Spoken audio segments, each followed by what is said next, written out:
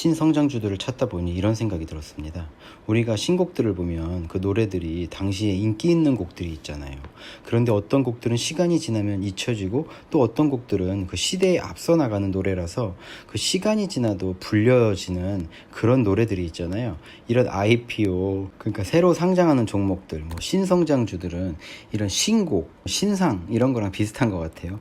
지금은 성장성도 좋아 보이고 신상이라서 아주 좋아 사고 싶어요. 하지만 이 종목들 중에서 5년, 10년, 20년이 지나도 그 유명한 노래들처럼 오랫동안 불려 진짜 명품처럼 계속 사용할 수 있는 그런 종목들을 찾아야 하는 것 같습니다. 2019년부터 빵을 대체할 미국 주식시장의 새로운 성장 동력으로 펄프스가 나타나기 시작했죠. 여기 보시면 P는 핀터레스트, 이미지 공유 플랫폼이고요. 우버랑 리프트는 차량 공유 서비스 플랫폼이죠. 그리고 P는 오늘 다룰 펠런티어, 그리고 S는 슬랙, 기업용 메신저 개발 기업으로 5개의 거대한 스타트업 기업을 말합니다. 유니콘은 기업 가치가 10억 달러 이상의 기업을 말하죠. 원래 스타트업이 상장되기도 전에 기업 가치가 이렇게 1조 원이나 되는 것이 유니콘처럼 상상 속에서나 존재할 수 있다는 그런 의미에서 처음 사용되었는데, 미국 카우보이 벤처스의 창립자이자 파트너인 에일린 리가 처음 사용하였다고 합니다. 그래서 1997년부터 2018년까지 미국 거래소에 상장된 전 세계 기업은 총 2690개라고 하는데, 이 중에서 유니콘으로 분류할 수 있는 기업은 총 101개라고 합니다. 약 20년 동안 101개니까 1년에 5개 정도씩 나온 셈이네요. 펠런티어는 2003년 미국의 온라인 결제 시스템 회사인 페이팔의 창업주였던 피터 틸과 공동 창업자가 설립했습니다. 틸은 페이스북과 페이팔을 공동 창업한 인물입니다. 또한 인적 네트워크 전문 플랫폼인 링크드인 초기 투자자이기도 합니다. 펠런티어를 설립하게 된 계기는 2001년에 발생한 동시다발 테러입니다. 페이팔의 인터넷 부정 송금을 탐지하는 데 사용하는 소프트웨어 기술을 활용해 테러 조직으로 자금이 흘러가는 것을 막아보자는 아이디어가 시작이었습니다. 피터 틸은 미국 스탠퍼드 대학 시절의 친구였던 철학 연구자 알렉스 카프를 CEO로 초빙해 공동으로 펠런티어를 설립했습니다. 2009년 중국을 거점으로 활동하는 사이버 스파이 네트워크의 고스트 인터넷 조사에서 펠런티어의 소프트웨어 기술이 큰 활약을 펼치며 주목을 받았었죠. 펠런티어의 회사 이름은 반지의 제왕에서 나온 것입니다. 작품에 등장하는 마법사 사루만이 중간계를 두루 살피는 데 사용한 천리안의 돌이 바로 팔란티어입니다. 팔란티어는 회사의 미션으로 Save the Shire를 내세우는데, 반지의 제왕에 등장하는 호빗 마을 샤이어를 지키겠다는 의미입니다. 여기서 샤이어가 현재 우리가 살고 있는 세상을 상징하고 있죠. 팔란티어는 인터넷 트래픽, 스마트폰 기록과 같은 다양한 소스를 활용해 데이터를 수집 분석하고 이를 바탕으로 의사결정을 할 수 있도록 돕는 소프트웨어 팔란티어 고담을 개발해 고객사에게 제공하고 있습니다. 팔란티어는 빅데이터 분석으로 미국 정부가 오사마 빈 라덴을 체포하는 데 도움을 준 것으로 알려져 있고, 미 국가정보국 CIA의 기술 투자 자회사인 인큐텔로부터 초기 투자를 받기도 했습니다. CIA, 미 연방경찰수사국인 FBI, 미 국가안보국 NSA, 그리고 국방부 등 주요 정부 기관을 고객으로 보유하고 있습니다. 팔란티어 제품 중 고담은 범죄 예측 분석 소프트웨어로 배트맨의 배경이 되는 범죄 도시에서 이름을 가져왔는데요. 주로 미국 정부 정보기관들이 사이버 테러와 스파이 활동을 잡기 위해 사용합니다. 미국 정부에서 인터넷의 사이버 정보전과 대량 살상용 폭발물의 위치 감지 활용은 물론 질병관리본부 등의 광범위하게 사용되고 있습니다. 두 번째로 펠런티어 메트로폴리스가 있는데, 이것은 금융 관련 범죄를 분석하는 전문 소프트웨어로 100년 후의 디스토피아 세계를 묘사한 독일의 무성 영화 제목에서 가져왔습니다. 펠런티어 메트로폴리스는 펠런티어 금융으로 불리는 제품으로 주로 금융회사의 위험관리와 부정 방지용으로 사용되고 있습니다. 이 제품은 오바마 대통령의 금융위기 해결책이던 대규모 SOC 사업 투자를 관리하는 국가회복투자기금관리부처에서 부정행위 감지에 효과를 발휘했다고 합니다. JP모건은 또한 이 시스템으로 내부 거래나 부정 또는 정보의 위험한 유출 등을 하는 행위에 대해 이메일은 물론 사이버 활동, 퇴근 후 이동 경로 등의 정보를 갖고 위험 탐지에 사용하고 있습니다. 그리고 마지막으로는 플랜티어 파운드리인데, 이 프로그램은 기업용 데이터 분석 플랫폼으로 주 고객은 모건 스탠리, 에어버스, 머크 등과 같은 금융, 제조업, 제약업에 걸쳐 다양한 업종의 대기업들이 사용 중입니다. 그리고 최근에도 코로나19 및 조지 플로이드 사망 항의 시위와 관련된 상황에서도 팔렌티어의 소프트웨어가 널리 사용되고 있는 것으로 알려졌는데요. 특히 항의 시위 진압에 미국 경찰과 이민국이 해당 소프트웨어를 사용하는 것으로 알려져 사법기관에 대한 AI 기술의 금지에 대한 목소리가 오르기도 했는데요. 또 한편 코로나19 대응을 위해 많은 국가들이 팔렌티어의 소프트웨어를 이용 바이러스 전파 경로를 추적하고 의료품 생산을 관리하고 있기도 합니다. 또한 2010년에 질병통제센터에서는 팔렌티어의 프로그램을 사용하여 IT의 콜레라 발생을 분석하기도 하였습니다. 또한 이 외에도 팔렌티어가 주목을 끌게 된 것은 2011년 미 연방 마약국의 자료를 분석해 마약 조직 핵심 인물과 거주지, 활동 반경, 자금 흐름 등을 밝혀내면서부터인데요. 이를 기반으로 마약국은 대규모 마약 조직 소탕 작전에 성공했습니다. 그래서 벌써 이 해에 기업 가치가 10억 달러 이상인 유니콘 기업으로 선정되기도 하였고요. 또 팔렌티어는 얼굴 인식 분석 기술을 통해 보스턴 마라톤의 폭탄 테러범을 찾아내기도 했습니다. 팔렌티어는 SEC에 제출한 서류에서 뉴욕 증권거래소에 직상장하겠다고 하였습니다.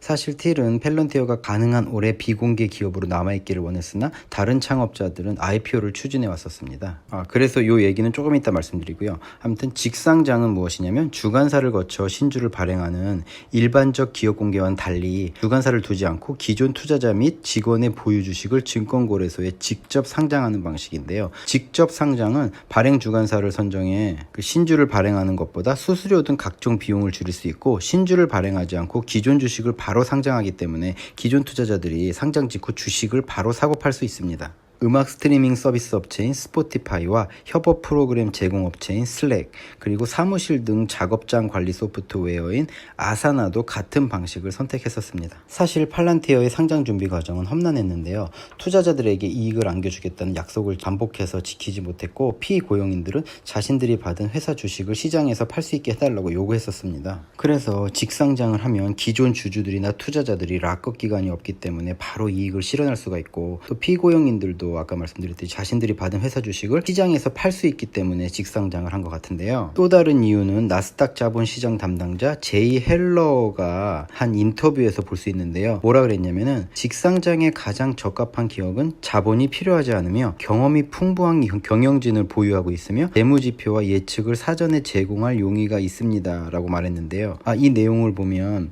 어떤 자존심 같은 것도 있지 않을까 하네요. 우리는 충분히 괜찮다, 자본도 많다, 우리는 신생기업이 아니다, 그런 거를 좀 내세우고 싶었을 수도 있겠네요. 그래서 가장 최근 뉴스를 보면 팔렌티어 테크놀로지스의 상장 직후 최초 시가총액이 최대 250억 달러에 달할 수 있을 것으로 확인됐는데요. 지난주에는 보통주 규모가 16억 4천억 주로 공개됐는데 14일 팔렌티어가 SEC에 제출한 세 번째 상장 설명서에서는 보통주 규모가 총 21억 7천 주라고 밝혔습니다. 그렇게 되면 회사 주식이 장외 시장에서 4.17에서 11.5달러에 거래됐으니까 상장 직후 최초 시가총액은 90억 달러와 250억 달러 사이에서 형성될 수 있다고 분석됐네요. 여기 revenue over time 보면은 작년에는 7억 4,300만 불이었죠, 매출이. 그리고 올해 상반기 팔렌티어의 총 매출액은 4억 8,120만 달러로 전년 동기 대비 49%가 지금 늘었죠. 매출 절반 이상을 정부 고객이 차지했고요.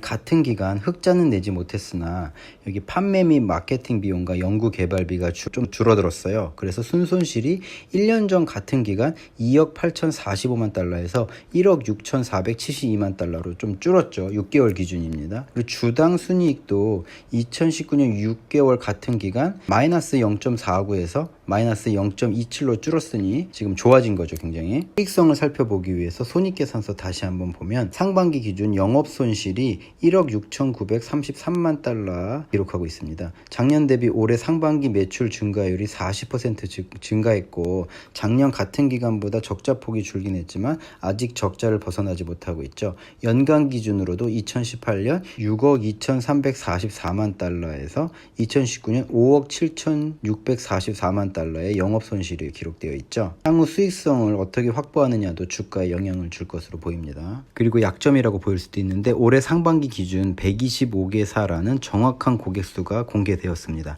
작년 기준 팔렌티어 매출의 67%인 4억 9,520만 달러가 상위 20개 고객에서 비롯됐고 매출에서 상위 3개 세계 고객사가 차지하는 비중도 28%에 달합니다. 2003년에 설립돼 17년이 된 기업이지만 단 125개의 고객에 의존하는 비즈니스 구조를 가지고 있는 것입니다. 팔렌티어 경영진도 S1 문서 위험 요인 리스크 팩터 항목에서 제한된 고객이 매출의 상당 부분을 차지하고 있다며 기존 고객이 계약을 갱신하지 않거나 관계가 종료될 경우 실적에 부정적 영향을 줄 수 있다고 밝히고 있습니다. 여기 팔렌티어 상위 20개 고객 매출 추이를 보시면 2019년보다 같은 기간 36% 성장한 것을 볼 수 있습니다. 그래서 팔렌티어가 향후 빅데이터 기반 금융 사기 방지 등 민감 부분에서 매출처를 꾸준히 확보, 빠르게 기업 고객을 늘려나간다면 얘기는 얼마든지 달라질 수 있습니다. 시장조사 업체 피치북에 따르면 팔렌티어는 현재 250억 달러 규모의 데이터 분석 시장에서 약 3%의 시장 점유율을 차지하고 있다고 합니다. 그러니 성장 가능성이 더 많이 있다는 얘기죠. 그리고 또 한 가지 봐야 되는 것은 이 유명 테크 회사들이라도 상장 초기 성과는 좋지 않을 수 있다는 점입니다. 미국 증시에 상장한 기업 평균 성과, 즉 IPO 가격 대비 연말 주가를 분석했는데 테크 기업들의 성과는 마이너스 4.6%에 그쳤다고 합니다. 그리고 이 마지막으로 시킹알파 뉴스 보기 전에 요거 잠깐 한번 보면요. 이 팔렌티어가 이 사업을 시작한 지 16년 만에 팔로알토에 본사가 있었는데 콜로라도주 덴버로 옮긴다고 발표했습니다. 팔렌티어의 홈페이지는 이미 덴버로 표시가 되어 있다고 하네요. 팔렌티어가 본사를 이전한 이유는 코로나 팬데믹 상황에서 원격 근무가 확산되면서 더 이상 비싼 사무실이 필요 없어졌기 때문이죠. 실리콘밸리의 비싼 사무실 임대료나 생활비를 감당할 필요가 없어지면서 실제 다른 지역으로 본사를 옮기는 기업이 늘어나고 있는 상황입니다. 한편 팔렌티어는 현재 미국 이외에 아부다비와 코펜하겐, 런던, 파리 등의 사무소를 두고 있으며 아시아 태평양 지역에는 호주의 캔버라와 시드니, 일본 도쿄의 지사가 있습니다.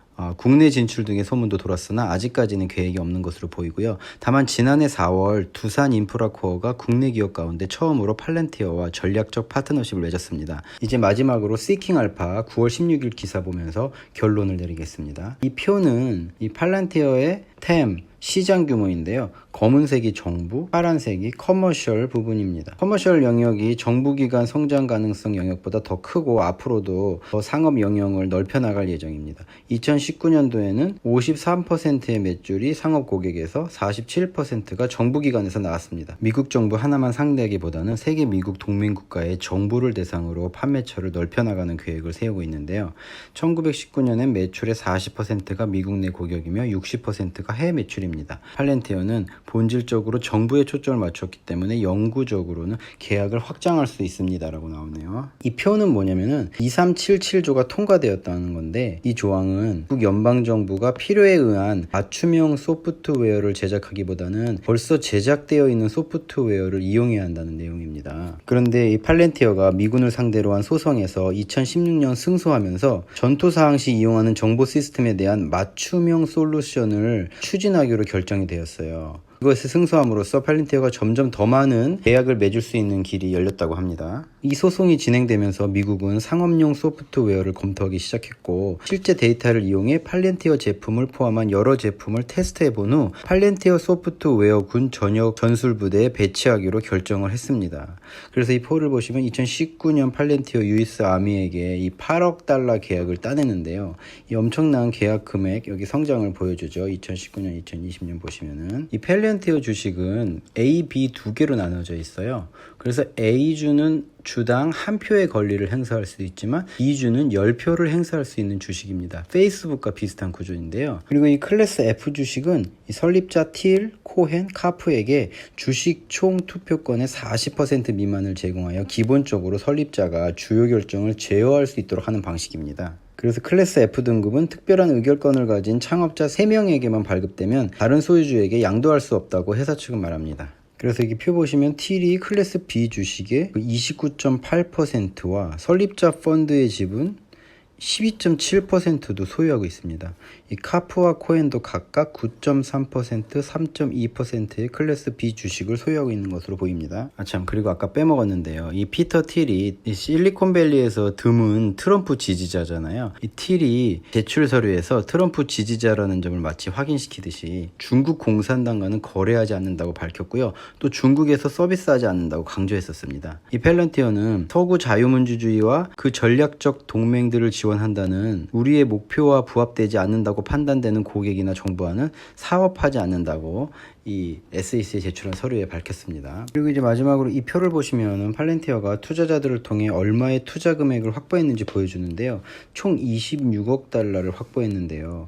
이로 인해 팔렌티어는 공개 시 자본금이 필요 없어 바로 직상장할 수 있게 되었는데요. 실제로 팔렌티어는 올해 6월 30일 기준 14억 9,759만 달러의 규모의 두둑한 현금을 보유하고 있다고 합니다. 결론으로서 이 시킹 알파 기사에서 그렇다면 왜 지금일까요? 라고 얘기하는데요. 여러 가지 이유가 있겠지만 아마도 가장 큰 이유는 정치적 문제 때문이라고 합니다. 11월 총선이 아직 많이 남았고 정부 지원의 중요성을 고려할 때 앞으로의 행정의 잠재적 변화 이전에 주식시장에 진출하기를 원했을지도 모른다고 그렇게 얘기를 하네요.